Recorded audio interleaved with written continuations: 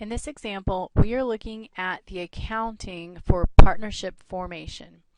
We have Sue and Marty, who are watch repairmen, who want to form a partnership and open a jewelry store. An attorney prepares their partnership agreement, which indicates that assets invested in the partnership will be recorded at their fair market value and that liabilities will be assumed at book value.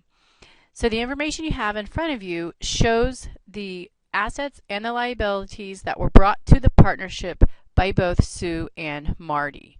So we are going to prepare journal entries to record the original investment of Sue and then to record the original investment of Marty into the partnership. So here we're going to first take a look at Sue. So first thing we have to do for our journal entry is Sue is bringing $40,000 in cash to the partnership. So we will increase the cash of the partnership for $40,000. All these journal entries are on behalf of the partnership.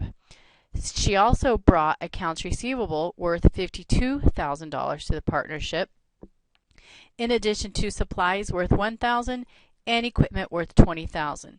Those are all of the assets that she brought to the company, so they are increased with a debit for each of those. She also brought a few liabilities.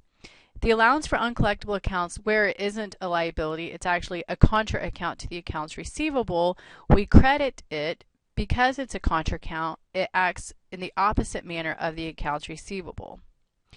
And then the liability accounts payable, $32,000.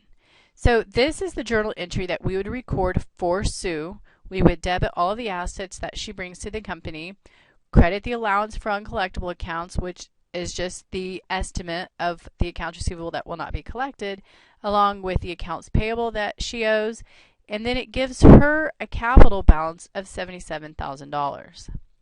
So then we're going to do the same thing for Marty. So Marty brought $30,000 in cash to the business, so we increase cash. We're going to increase accounts receivable for $20,000, supplies for $500, and equipment for $10,000.